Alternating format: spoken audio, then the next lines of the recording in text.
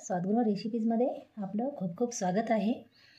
आजची आपली रेसिपी आहे रानमेवा। रानमेवा म्हणजे हे तुरीच्या शेंगाची आमटी बघणार आहोत आणि सोबतच आपण चटणी पण बघणार आहोत कशी बनवायची ते। भाकरीसोबत हे अप्रतिम लागते खायला। सर्वात पहिले आपण ही शेंगा पूर्ण आपल्याला हे सोलून घ्यायचे आहेत आणि याचे असे दाणे काढून घ्यायचे। पूर्णपणे सोली मी काढून घेतली। माझ्याकडे पहिले पण शिल्लक होते ते आता मी याच्यामध्ये मिक्स करणार आहे।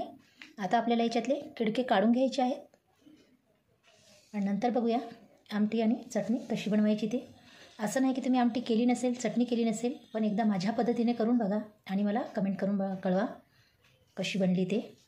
तुम्ही जर माझ्या चॅनलवर नवीन असाल तर पटकन माझ्या चॅनलला सबस्क्राईब करा आणि सोबतच बेल आयकॉनला क्लिक करा, त्यामुळे तुम्हाला माझ्या येणारे पूर्ण व्हिडिओ पटकन दिसतील।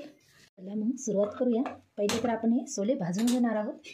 आपल्याला हे नेहमीच्या अशा जी पोळ्या करतो त्यात तव्यावर भाजून घ्यायचे आहेत, त्यामुळे डाग पडणार नाहीत। आता याच्यावर सोले टाकून घेऊया आणि याला असं भाजून घेणार आहोत। तर गॅस मोठा करूनच आपल्याला हे भाजून घ्यायचे आहेत आणि जितके आपले सोले छान भाजतील तितकी आपली आमटी ही खमंग होते, खायला छान लागते। म्हणून आपल्याला हे सोले असे मस्त भाजून घ्यायचे आहेत। सोले आपले भाजलेले आहेत। आता आपण याला बंद करून घेऊया। बघा सोले आपले हे भाजले की असे बारीक तयार होतात। नंतर आपण समजून घ्यायचे आपले सोले हे मस्त भाजलेले आहेत। आता आपण एका अशा ताटामध्ये काढून घेऊया आणि याला असं थंड करायला ठेवणार आहोत। पूर्ण वाफ निघून जाऊ द्यायची। साहित्य घेतलेलं आहे मी, कांदा घेतलेला आहे बारीक चिरून, हे छोटे 3 कांदे घेतले मी। हे लसण घेतलं, थोडं भरपूरच घेतला आणि अद्रकाचे 2 काप घेतले। काजूचे काप घेतलेले आहेत बारीक करून। अशी काही आवश्यकता नाही काजू घालायची, पण लहान मुलं आमटी खात नाहीत। काजू टाकले की त्यांना काजू आवडतात, मग ते आमटी आवडीनं खातात, म्हणून मी थोडे काजू घेतलेले आहेत। तुम्हाला टाकायचे नसतील तर नका टाकू। कोथिंबीर घेतली आणि मिरची तुम्ही तुमच्या आवडीनुसार घ्या आणि एक छोटा टोमॅटो घेतला बारीक चिरून। आता आपण मिक्सरच्या भांड्यामध्ये ही मिरची घालून घेऊया आणि त्याच्यामध्येच आता आपल्याला हे अद्रक घालून घ्यायचं आहे। लसण पण याच्यामध्ये टाकून घेऊया। चटणी मी तयार करून घेतली, जास्त बारीक करायची नाही आणि जास्त जाड पण ठेवायची नाही। आता सोले थंड झालेले आहेत। आपण त्याच मिक्सरच्या भांड्यामध्ये चटणीसाठी पहिले सोले काढून घेऊया। बारीक करून घेतली मी। बारीक म्हणजे आपल्याला हे मिक्सर चालू बंद करत फिरवायचं आहे, एकदम अशी पेस्ट करायची नाही। चटणी मग चिकट होते, त्यामुळे आपल्याला ही अशी भरडच करून घ्यायची आहे। त्याच भांड्यामध्ये आपण आमटीसाठी सोले टाकून फिरवून घेऊया।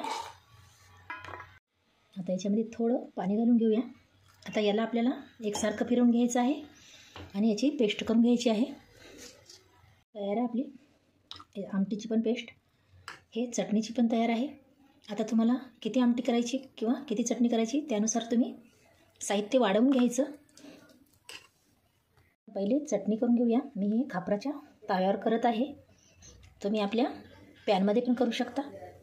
चम्मच याच्यामध्ये तेल घालून घेऊया, 1 चम्मच तिखी घालून घेऊया आणि 1 चम्मच याच्यामध्ये जिरं टाकून घेऊया। त्यामध्ये हे कांदा घालून घेऊया। मी अर्धा कांदा याच्यात घातला आणि अर्धा कांदा आमटीसाठी वापरायचा आपल्याला।